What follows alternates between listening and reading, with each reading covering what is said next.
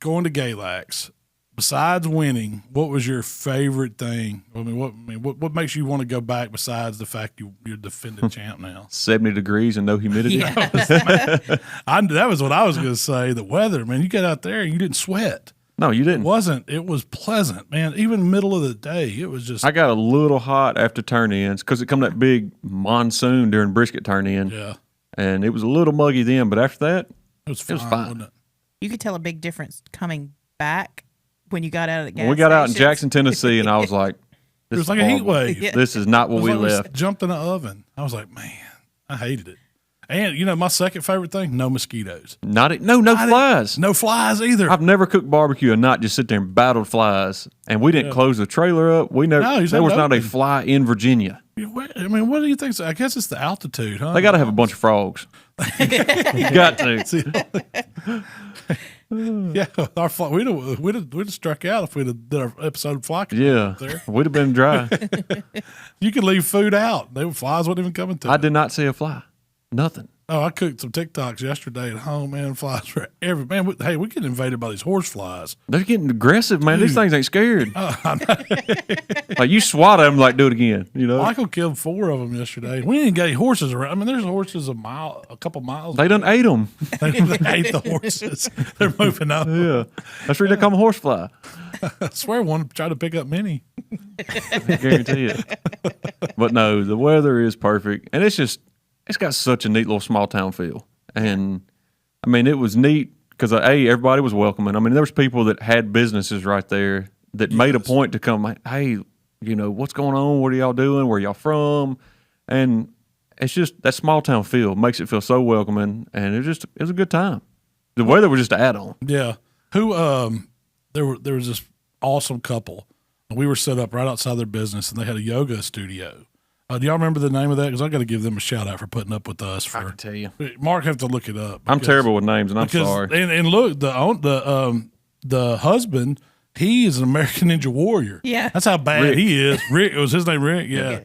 But his wife was also like an expert yoga instructor, and they were out doing yoga trapeze, aerial yoga or something. They had this. It reminded me of a swing, the A-frame swing set you see as a kid. Mm-hmm. But it had on it. I don't know if it was it looked like some fabric that made a seat. And man, people get in there and do flips and all this stuff. I said, I'm gonna have to take that up. I mean, no. Thursday night, everybody was gone. It was set up. I looked over there, and Malcolm had one leg, and he's like, I got it.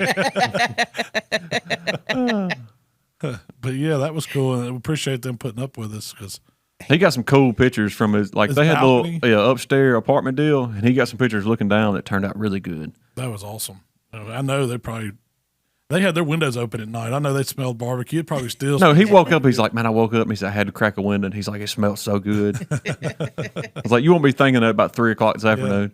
I will say those steaks. Did you see those? They were monsters. You cooked. Yeah, there were some that were 2 inches thick. I was like 2.5. I took mine out, trimmed it, seasoned it, and let it sit on the cutting board and just let it be. Covered it with the pan. And I was like, I'm going to let it get warm because I know it's going to take a minute. It still took me 25 minutes to get that steak to temp. So one thing we noticed up there, altitude had a lot to do with it. I never would have guessed. It's not that high, know? It's 2,000 to 3,000. 3,500, I think. Is that what it was up there? Ish. But everything we had come off 3 degrees sooner. Like our ribs, and it took a little bit longer to get there. Our ribs we usually take to a certain temp, and at 3 degrees before that, they never moved. They never climbed another degree. Yeah. We ran into that problem up in South Dakota. It was 9,000 feet above sea level. We were cooking up there, cooking a hog.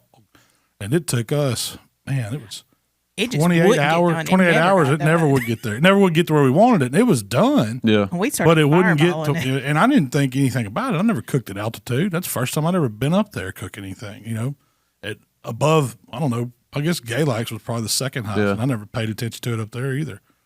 But it's definitely you have to take it into account. If I had to guess, I would say water boils at about 207 or 208 in Galax. Yeah. If I had to guess, we was real close to that.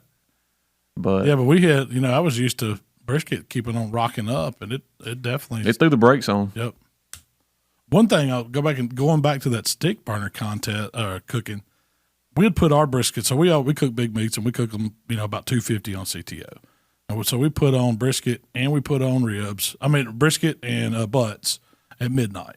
And so you got up at 4:30, lit your fire at 5 o'clock, put on the same brisket and butts. I mean, yours were trimmed down a little smaller, but not a lot. Not a lot. My flat was the about flat was the same size. Yeah. And you had by the time after we wrapped, about 1.5 hours after we wrapped, you had already caught us in temps. So we were rolling. You had only been on about 4 hours, and we had been on a whole, 5-hour head start on you. Put on at 5, and all meats were off by 10. Yeah, except chicken, and that's where we were too. Yeah, but he didn't put on till 5. I know. Yeah, I slept pretty good too. So that's got me interested there. I'm definitely. You might be changing your whole MO. I'm fixing to do some practice cooking on my stick burner, and I'm probably gonna put one on the trailer. That way, I've got the option to. I've seen pictures of one that's ready. It's gonna go on your trailer. It's welded together. I can't wait. I've already been looking at some contests to cook.